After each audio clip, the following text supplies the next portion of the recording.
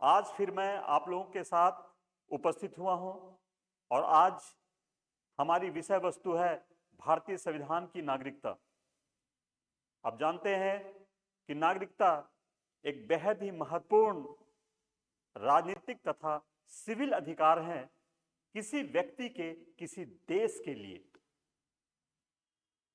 भारतीय नागरिकता का प्रावधान हमारे संविधान में भाग 2 में अंतर्विष्ट है।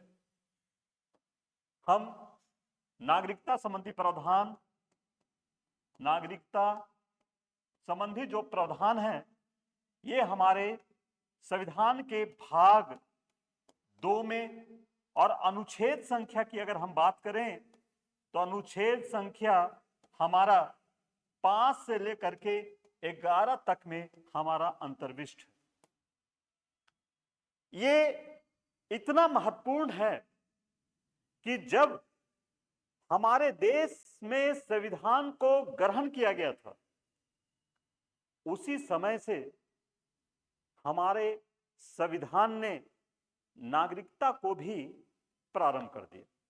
आपको पता हो कि 26 नवंबर 1949 ईस्वी को हमारे संविधान को ग्रहण किया गया था। संविधान को ग्रहण किया गया था हमारे लोगों के द्वारा या भारत के जनता के द्वारा, और जब यह ग्रहण किया गया उसी दिन से 4 चीजें लागू हो गई। पहला, अंतरिम संसद। दूसरा, निर्वाचन। तीसरा, अस्थायी संक्रमणकारी उपबंध। और नागरिकता। तो नागरिकता जो है कि हमारा संविधान ग्रहण करने के साथ ही हमारा एडॉप्ट कर लिया गया, और तत्काल आर्टिकल 5 से लेकर के 9 तक, तत्काल आर्टिकल 5 से लेकर के 9 तक के जो विधान है, उस विधान को लागू कर दिया गया। समझने की बात है, नागरिकता एक महत्वपूर्ण सिविल और राजनीतिक अधिकार प्रदान करता है देश में निवास करने वाले व्यक्तियों को। लेकिन यहां पर बात है कि हमारा कोई भी राज्य जो बनता है, उस राज्य के बनने में 2 तत्व महत्वपूर्ण होते हैं। राज्य के बनने में वो 2 तत्व क्या है? तो एक तत्व है आपका भौगोलिक क्षेत्र। एक भौगोलिक क्षेत्र जो है आपकी आवश्यकता पड़ती है किसी भी राज्य के बनने में, और दूसरा जरूरत होता है जनसंख्या, मतलब वहां पे निवास करने वाले लोग, निवास करने वाले लोग। ये 2 चीजें जब मिलती हैं तो हमारा राज्य का हमारा निर्माण होता है, ये राज्य बनता है। ये 2 महत्वपूर्ण तत्वों से मिलकर के हमारा जो है राज्य का निर्माण होता है। किसी भी राज्य में या किसी भी देश में 3 तरह के व्यक्ति होते हैं। एक व्यक्ति होता है, इस राज्य में 3 तरह के लोग होते हैं। 3 तरह के लोग होते हैं। सभी लोग देश के नागरिक नहीं होते। एक हमारा वो लोग है जो नागरिक है, नागरिक है। नागरिक से मतलब यह है कि यह उस देश का पूर्ण नागरिकता प्राप्त है और इसे उस देश के सिविल और राजनीतिक अधिकार प्राप्त है।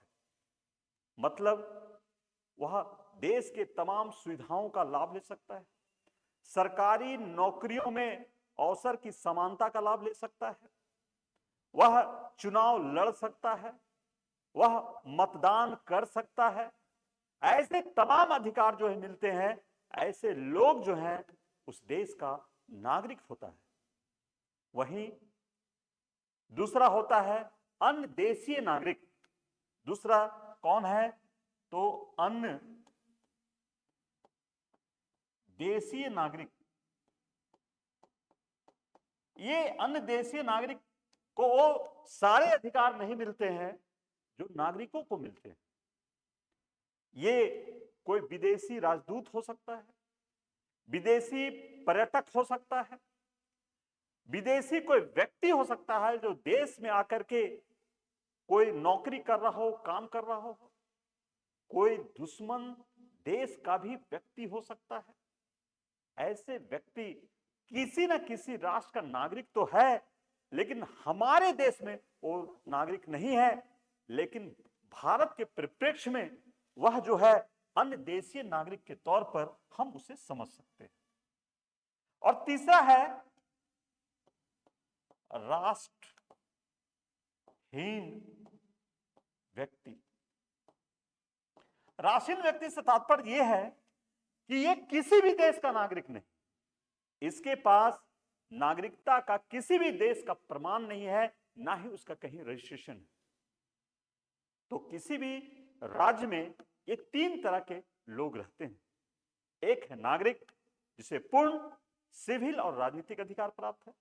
दूसरा है अन्य देशीय व्यक्ति जो काम के लिए या पर्यटन के लिए या राजदूत के तौर पर, शिक्षा के तौर पर इस देश में आया हुआ हो सकता है दुश्मन देश के लोग भी इसमें शामिल हो सकते हैं। लेकिन इसे जो भारत के जो नागरिक हैं, जिनको जो अधिकार प्राप्त है, वो अधिकार अन्य देश के नागरिकों को प्राप्त नहीं हो सकता। अन्य देश के नागरिकों को आर्टिकल 21 के तहत प्राण एवं दैहिक स्वतंत्रता का अधिकार तो मिल सकता है, लेकिन उसे आर्टिकल 16 के तहत अवसर की समानता का और आर्टिकल 19 के तहत अभिव्यक्ति की स्वतंत्रता का उसे अधिकार नहीं मिल सकता है। ये हमारे जो हैं अन्य देशीय नागरिक हैं। और राष्ट्रहीन व्यक्ति जिनकी संख्या बहुत कम होती है, किसी किसी देश में नहीं भी हो सकती है, लेकिन उसे भी इसी तरह का अधिकार जो है प्राप्त होता है, उसे पूर्ण जो है कि नागरिकता का अधिकार प्राप्त नहीं होता हो सकता है। अब इसे हमें समझना है कि जब हमारा देश स्वतंत्र हुआ और 26 नवंबर 1949 को नागरिकता प्रारंभ की गई, उसके पहले देश में क्या नागरिकता संबंधी कोई ऐसा कोई प्रावधान था? तो नहीं था। देश में नागरिकता संबंधी ऐसा कोई भी प्रावधान नहीं था। इस देश में निवास करने वाले व्यक्ति ब्रिटिश क्राउन के नागरिक समझे जाते थे। जब ब्रिटिशों का इस देश में शासन था तो ब्रिटिश राज्य के भारतीय नागरिक कहे जाते थे, और नागरिकता, भारतीय नागरिकता संबंधी ऐसा कोई भी प्रावधान जो है हमारे देश में नहीं था, न ही लागू हुआ था। लेकिन संविधान लागू होने के साथ ही हमारे देश में नागरिकता संबंधी अवधारणा प्रवेश कर गई, और इसके तहत हमारा आर्टिकल 5 क्या कहता है?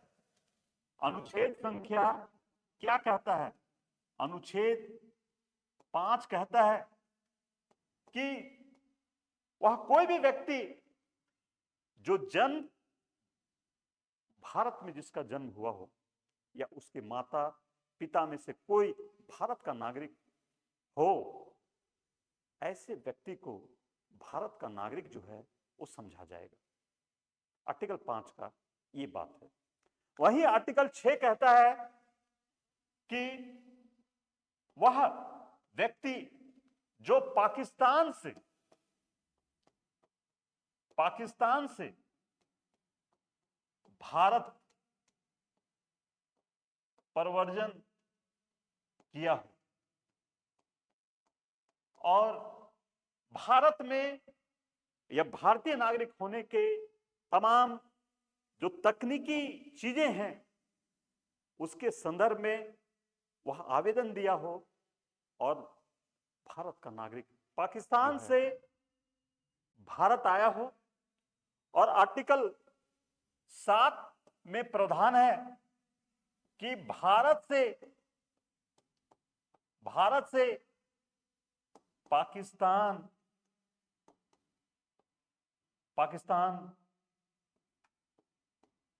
प्रव्रजन किया। जो व्यक्ति भारत से पाकिस्तान को प्रव्रजन कर गया, वह व्यक्ति भारत का नागरिक तो नहीं रहेगा। और जो व्यक्ति पाकिस्तान में जन्मा हो लेकिन भारत आ गया हो तो अब भारत का नागरिक होगा। हाँ, यद्यपि इसके अंदर में और कुछ हमारे जो है माइक्रो लेवल पर हमारे कुछ इसमें प्रावधान है, हम उन सूक्ष्म लेवल पे हम नहीं जा रहे हैं, मोटे तौर पर हम आपको समझाने की कोशिश कर रहे हैं। तो इस प्रकार आर्टिकल 5 कहता है, फिर से एक बार हम रिपीट करें, जिसका जन्म भारत में हुआ हो या भारतीय राज क्षेत्र में हुआ हो, कहां हुआ हो, जन्म भारत में हुआ हो, या उसके माता पिता में से कोई एक भारत का नागरिक हो, या संविधान लागू होने के 5 वर्ष पहले से भारत में निवास करता आ रहा हो, वह व्यक्ति भारत का नागरिक समझा जाएगा। आर्टिकल 5 कहता है, पाकिस्तान से प्रव्रजन करके भारत में आया हो, अब भारत में आगे अधिवास निवास करने की इच्छा रखता हो, वो व्यक्ति भारत का नागरिक समझा जाएगा। और जो व्यक्ति भारत में जन्मा हो लेकिन पाकिस्तान को माइग्रेट कर गया हो, पाकिस्तान चला गया हो, तो आर्टिकल 7 के तहत वो अब भारत का नागरिक नहीं होगा। और आर्टिकल 8 में कहा गया है कि कोई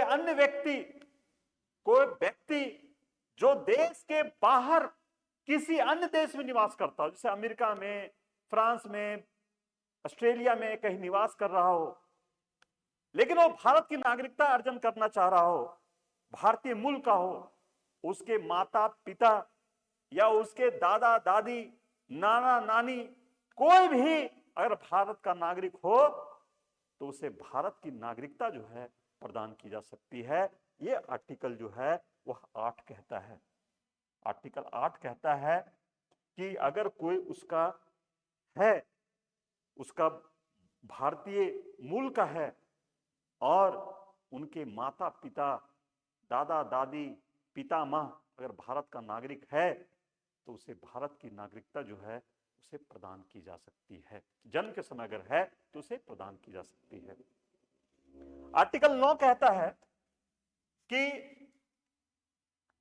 अनुच्छेद 9 कहता है कि अगर कोई भारतीय नागरिक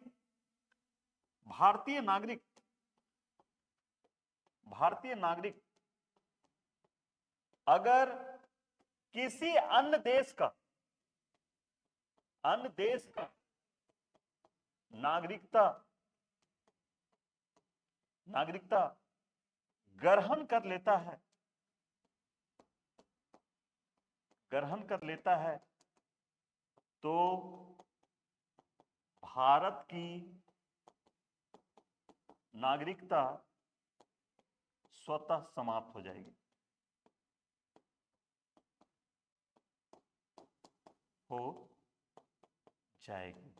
कहने का मतलब है कि अगर आप किसी दूसरे देश की नागरिकता को एडॉप्ट कर लिए हैं, ग्रहण कर लिए हैं, तो भारत का नागरिक आप नहीं रहेंगे।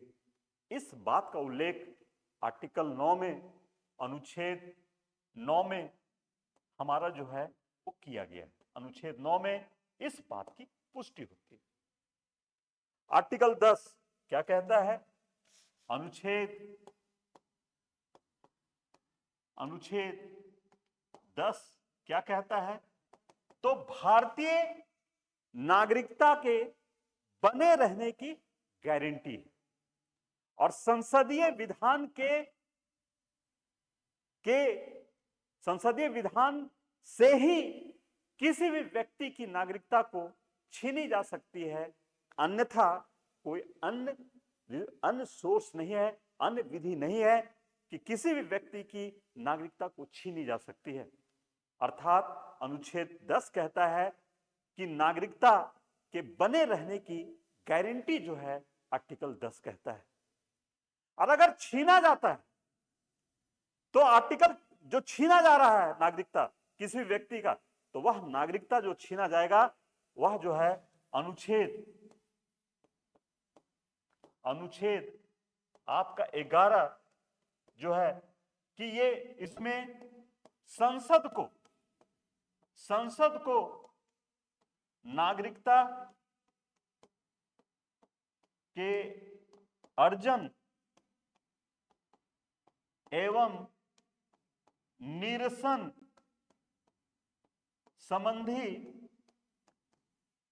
संबंधी प्रावधान बनाने की शक्ति प्रदान की गई है।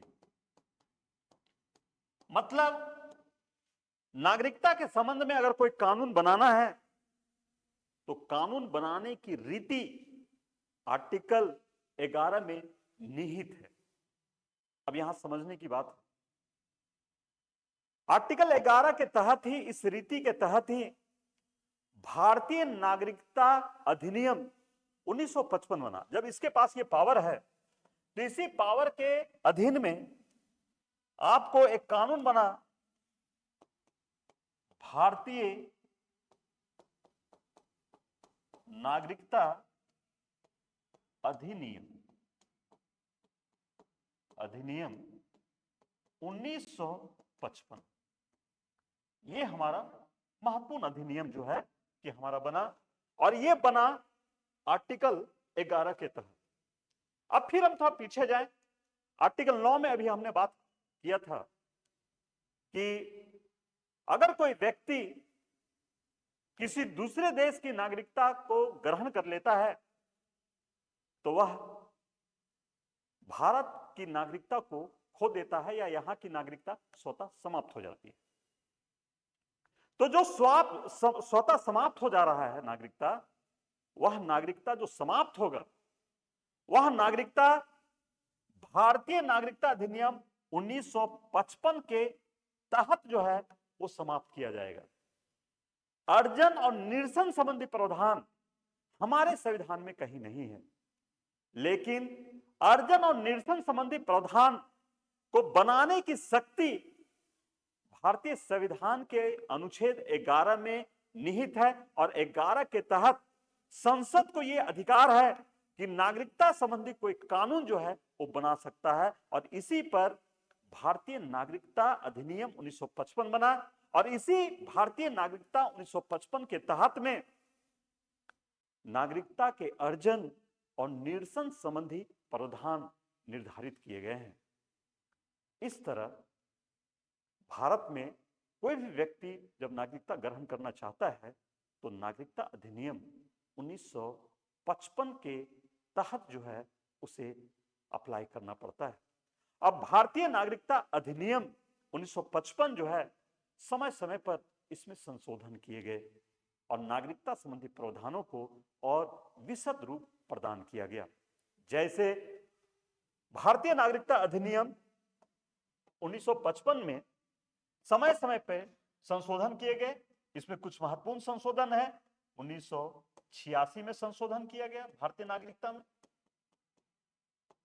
फिर जाकर के 1992 में संशोधन किया गया, फिर जाकर के 2003 में संशोधन किया गया, फिर जाकर 2005 में संशोधन किया गया, फिर जाकर के 2015 में संशोधन किया गया। 2015 में जो है कि संशोधन किया गया। अब इन संशोधनों में क्या है उसको थोड़ा संक्षिप्त रूप में हम लोग बात कर रहे हैं। 1986 में संशोधन किया गया कि नागरिकता जो अर्जन किया जाना है उसको थोड़ा जटिल बनाया गया और उसी व्यक्ति को नागरिकता जो है कि प्रदान की गई जिनके माता पिता जो है भारत का नागरिक हो। देश के अंदर में नागरिकता उसे ही प्रदान की जा सकती है जिनके माता अथवा पिता दोनों में से कोई एक नागरिक है, तभी उसे भारत की नागरिकता प्रदान की जाएगी। नहीं तो इसके पहले क्या था, भारत के राज क्षेत्र में जन्मा हुआ व्यक्ति भारत का नागरिक हो सकता है, लेकिन अब कंडीशन को सुधारा किया गया और किया गया कि भारत में जन्मा है लेकिन उसके माता पिता में से कोई एक व्यक्ति भारत का नागरिक है, तभी उसे नागरिकता प्रदान की जा सकती है, अन्यथा नहीं प्रदान की जा सकती। ये हमारा 1986 में 1955 के नागरिकता अधिनियम में थोड़ा सा अमेंडमेंट किया गया। 1992 में फिर क्या किया गया कि देश के बाहर विदेशों में रहने वाले व्यक्ति को नागरिकता, जो भारतीय मूल के हैं, नागरिकता तभी उन्हें नागरिकता प्रदान किया जाएगा। इसमें थोड़ा सा संशोधन किया गया। पहले अगर कोई किसी का पिता भारत का जन्म के समय नागरिक है, तब उसके बच्चे को भारत की नागरिकता प्रदान की जा सकती थी। मां अगर भारत की नागरिक है तो बच्चे को मां के नागरिकता के आधार पर नागरिकता प्रदान नहीं की जाती थी। लेकिन 1992 ईस्वी में संशोधन किया गया कि अगर उसकी मां अथवा पिता, मतलब मां भी यहां पे जुड़ गया 1992 में, कि जन्म के समय अगर भारत का नागरिक है तो उस बच्चे को भारत की नागरिकता जो है वह दी जा सकती है। ये प्रावधान जो है आपको 1992 में, मतलब विदेश में जन्मे हुए किसी भी व्यक्ति, कहां जन्म रहा है, विदेश में जन्म रहा है, और विदेश में इनकी माता या पिता दोनों में से कोई एक भी भारत का नागरिक है, भारत का नागरिक है, तो उसे नागरिकता मिल जाएगा। पहले सिर्फ पिता पर मिलता था, लेकिन अब 1992 ईस्वी में माता भी अगर भारत की नागरिक है तो इसके आधार पर उसे नागरिकता मिल जाएगी। जैसे सानिया मिर्जा, इन्होंने पाकिस्तान में शादी की लेकिन अपनी नागरिकता भारत में बनाए रखी। अगर इनके बच्चे चाहेंगे कि हम भारत के नागरिक बने तो निसंदेह तौर पर उन्हें भारत की नागरिकता जो है उन्हें प्रदान की जा सकती है। आगे जाकर के हमारा 2003 में हमारी जो है कि इसी नागरिकता में कुछ संशोधन किया गया। नागरिकता अधिनियम 1955 में कुछ इसमें जो है कि संशोधन किया गया। इसमें संशोधन क्या किया गया, इसमें संशोधन किया गया आपको कि जो आपका, एक मिनट, जो आपका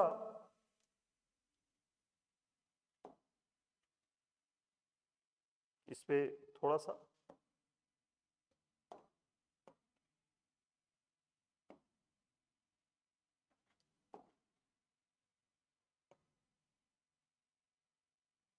नहीं, जो आपका 2003 में जो भारतीय मूल के लोग हैं और उस भारतीय मूल के लोग विदेशों में रह रहे हैं, उसे कहा गया ओवरसीज सिटीजन ऑफ इंडिया। ऐसे लोगों को भारत में सीमित तौर पर नागरिकता के कुछ अधिकार दिए गए, जैसे ये बिना पासपोर्ट के भारत आ जा सकते थे, लेकिन भारत की पूर्ण नागरिकता इन्हें प्रदान नहीं की गई। इन्हें सीमित अधिकार दिया गया। समान तौर पर कहा जाता है कि दोहरी नागरिकता प्रदान की गई, लेकिन दोहरी नागरिकता तो हम कहते हैं लेकिन है नहीं। इसे आर्टिकल 16 के तहत में इसे जो है अवसर की समानता का अधिकार इसे नहीं मिला है। पुनः किसी भी संवैधानिक पद या राजनीतिक तौर पर इसे अधिकार इसे प्राप्त नहीं है।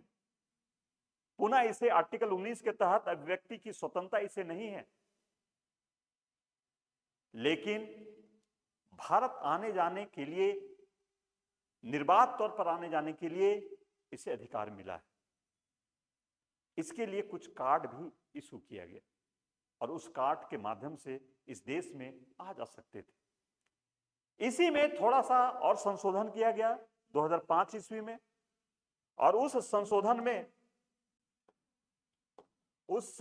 में यह है हमारा,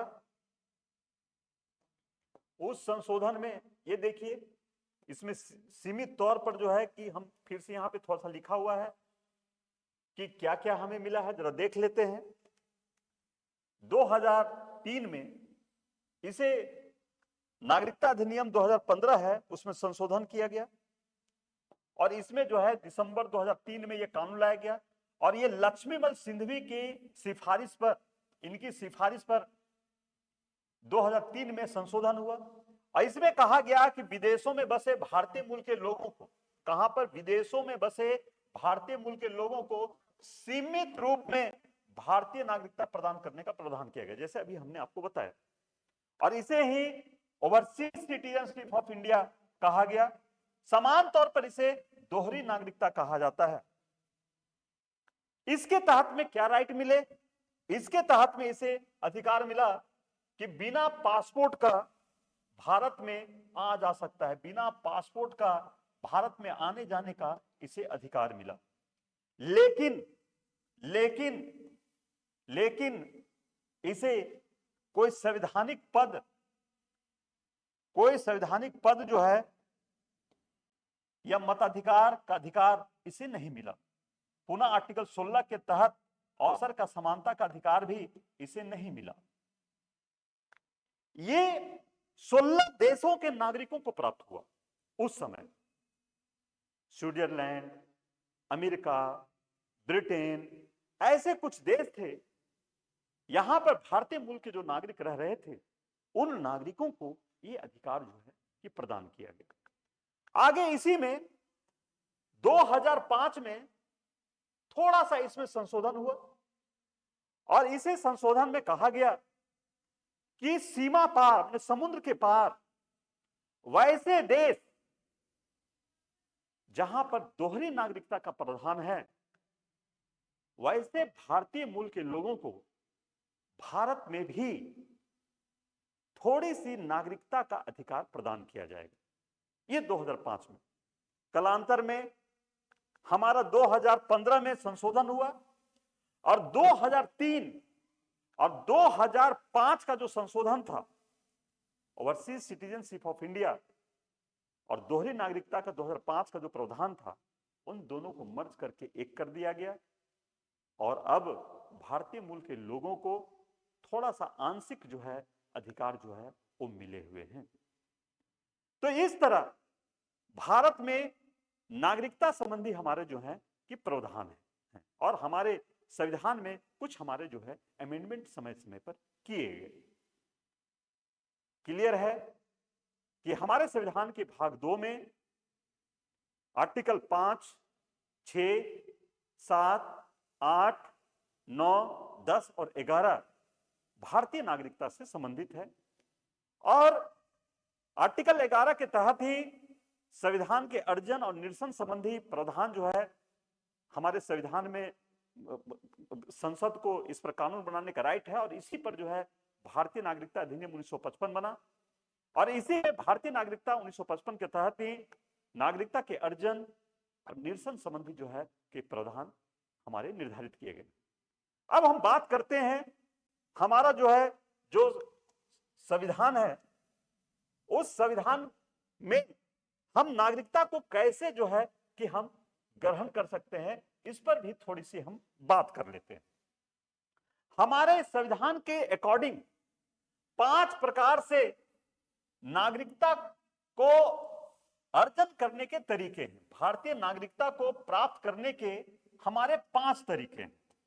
सबसे पहले है बाय बर्थ, जन्म से।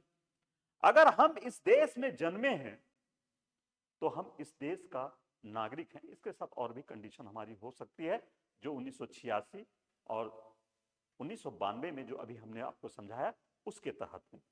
दूसरा है वंश परंपरा से।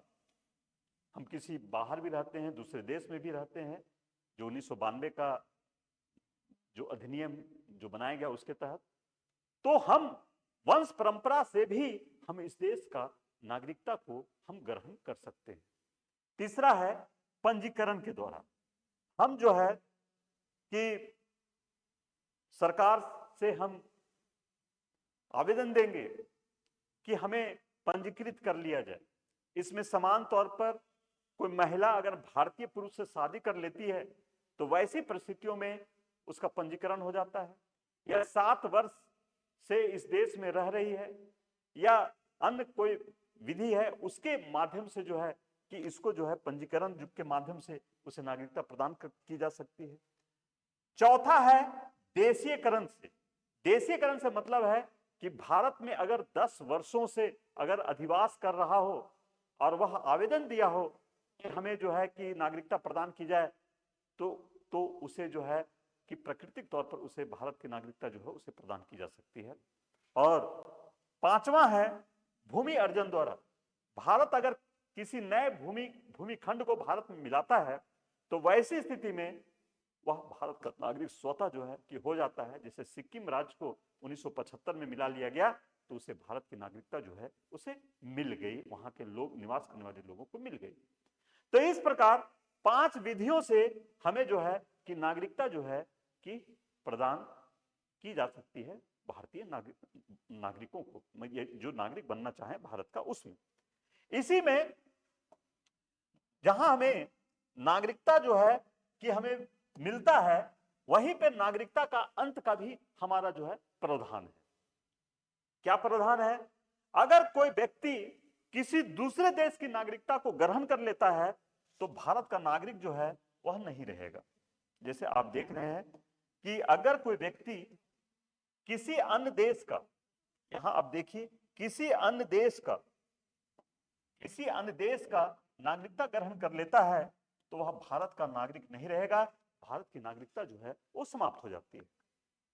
दूसरा है कि नागरिकता का वह परित्याग कर देता है, वह स्वयं कहता है कि मैं भारत का नागरिक नहीं रहना चाहता हूं, एप्लीकेशन लिख करके वो दे देता है, तो वह भारत का नागरिक वो नहीं रहेगा। और तीसरा है सरकार द्वारा नागरिकता वंचित कर देने पर सरकार भी कभी कभी क्रुद्ध हो करके किसी नागरिक की नागरिकता को छीन सकता है। कैसे छीन सकता है? तो इसके लिए है, क्यों छीन सकता है, क्यों क्रुद्ध हो उठेगा सरकार? तो है कि संविधान के प्रति अगर आप अनिष्ठा दिखाते हैं तो वैसी स्थिति में आपकी नागरिकता को सरकार छीन सकता है। तो संविधान के प्रति अनिष्ठा दिखाने पर,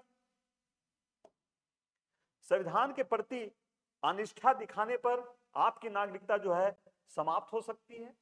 तो इसे हम बड़ा कर दें, दिखाने पर आपकी नागरिकता जो है कि समाप्त हो सकती है। दूसरा है युद्ध काल में अगर आप दुश्मन देश की सहायता कर रहे हैं तो भी सरकार आपसे क्रुद्ध हो उठेगी। शत्रु देश की सहायता करने पर युद्ध काल में आपकी नागरिकता जा सकती है। तीसरा है कि गलत तरीके से आपने नागरिकता को हासिल कर लिया, कोई चीज को आपने छुपा दिया, वैसी स्थिति में आपकी नागरिकता को छीनी जा सकती है। और आपका पंजीकरण या देशीकरण के द्वारा जब आप नागरिकता को ग्रहण करते हैं, नागरिकता को प्राप्त करते हैं पंजीकरण के माध्यम से, जो अभी हमने आपको बताया, और भारत के नागरिक बन जाते हैं, और नागरिक बनने के उपरांत 5 वर्ष के अंदर में आप जिस मूल देश के हैं उस मूल देश ने 2 वर्ष से अधिक की सजा आपको सुना दी है तो वैसी स्थिति में आपकी नागरिकता अंत हो सकती है। जैसे मान लीजिए कि कोई व्यक्ति जो हमारा ऑस्ट्रेलिया का है, भारत आया, यहाँ की नागरिकता ले लिया और 5 वर्ष के अंदर में ही ऑस्ट्रेलिया सरकार उसको खोज खबर करके किसी भी मामले में उसको 2 साल का सजा दे दिया, तो वैसी स्थिति में उसकी नागरिकता भारत की समाप्त हो जाएगी।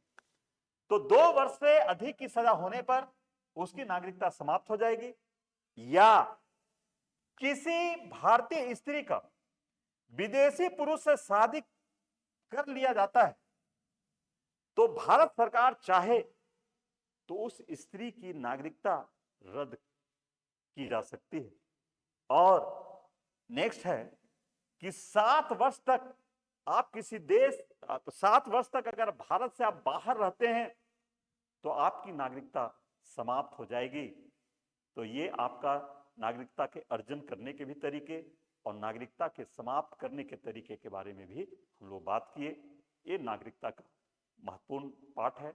यहाँ से कई तरह के प्रश्न जो है कि हमारे उठते हैं और विगत वर्षों में जब हम प्रश्नों का विश्लेषण करते हैं तो हम पाते हैं कि इस अध्याय से कई प्रश्न जो है कि आते रहे हैं और समान तौर पर कुछ जो प्रश्न उठते हैं उसके बारे में मैं आपको सिंगल लाइन के तौर पे बता दूं कि नागरिकता हमारे संविधान के कितने भाग में?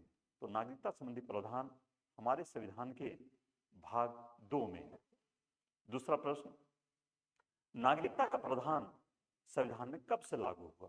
तो नागरिकता का प्रावधान संविधान में 26 नवंबर 1949 से ही लागू हो गया।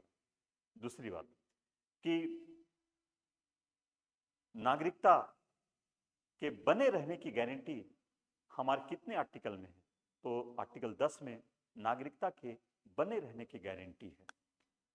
नागरिकता संबंधी कानून बनाने का प्रावधान हमारे संविधान में कितने आर्टिकल में?